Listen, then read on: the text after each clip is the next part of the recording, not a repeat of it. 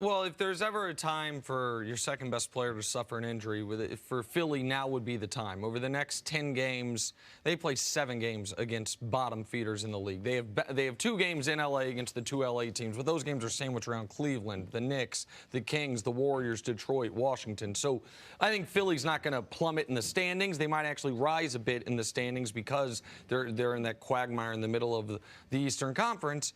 But I want Joel Embiid to be one of my favorite players. Going into this year, I thought he would be one. I thought when you go 27.5, 14 rebounds a game last year and your team is this close to maybe making the NBA Finals, certainly this close making the Eastern Conference Finals, I expected Joel to take the next step and if you're going 28 and 14, the next step's 30 and 15, and that is the step where you are one of the 3 best players in the league, maybe the best player in the league. And instead, he took a step back.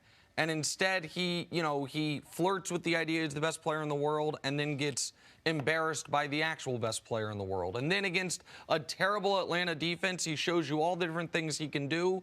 And he preens and he does his Joel Embiid stuff, which I actually really like if you are getting not 49 every night, but if you know what you're going to get from him every night. So that's a long way to not answer your question. Do I trust Joel Embiid? The answer is no, I don't trust him. I want to trust him, and I know how good he can be. And when he's feeling great, Sarah, he can do things like this, and he can be one of the most fun players in the league.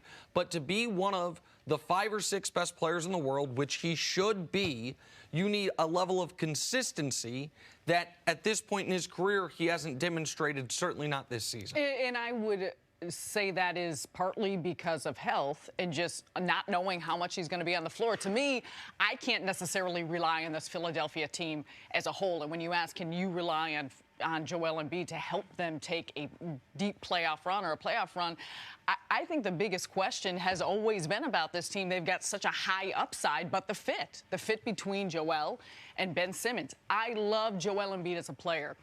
I love Ben Simmons as a player.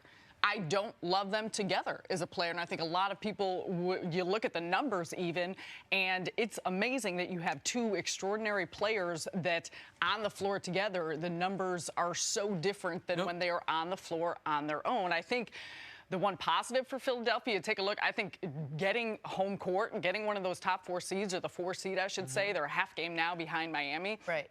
It's going to be critical. Both you could say it about Miami and Philadelphia, but play so much better at home than they do on the road.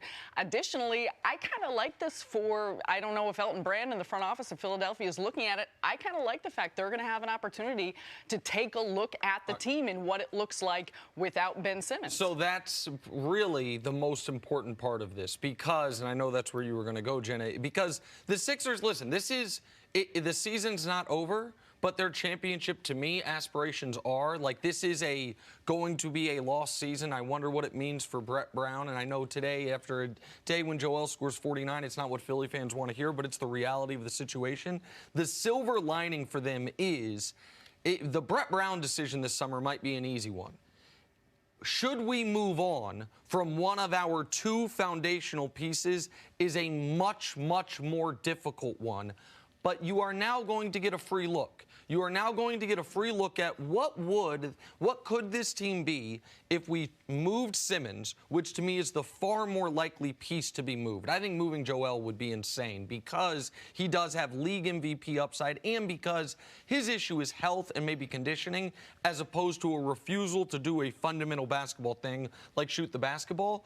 And so to see the Philly team without Simmons for a month, when Joel knows it is time for a playoff push, what Joel and Tobias Harris look like as a 1-2 punch when Tobias is paid like he should be able to be a competent secondary option. What the team looks like where it has more spacing in crunch time because whomever is out there playing de facto point guard is going to give you more spacing than Ben did. I think that actually could be very instructive for the team as far as their future plans because I don't see them having the ability to go on a deep playoff run this year even if Simmons comes back healthy. And to me, Joel looks like, sorry to cut you off, Jenna, a more motivated player when Ben Simmons is not on the floor with him. And I think, to your point, just the question too about this team with Jimmy Butler having been gone, who's the closer, who's the go-to guy at the fourth quarter? I think this unlocks a lot of the potential of some of these other players and how they attack things in the closing minutes of games when Ben Simmons isn't available. And I'll say it again, I love Ben Simmons as a player. I think he's going to continue to improve, continue to get better. But I think in the construct of what this roster looks like with Philadelphia, it is very hard to maximize both he and Joel to the best of their ability. And that's why it's a blessing in disguise. You talk so much, what's the problem with this team? They're so inconsistent. Joel Embiid, so inconsistent. Some nights he'll score whatever, 49. Other nights he'll come out and score nothing. Now you finally get a chance to see, like you said, what he can do. Like, I know I'm supposed to be mad about it. This is the type of thing I can't pretend to be angry about it. I think there are going to be a lot of people that on television will be mad about it, and then on TV, like, I don't care. Like, but I'm not going to be that. Listen, Joel, I think this is one of the fun things about Joel Embiid, that if he gave us more consistent play, would be more endearing than when it's... But he's supposed to be the guy. It's his team. It's his team. He's the guy. You can't be, you know, like something at the end of the game. You're going to flip him off? That's where the league's going?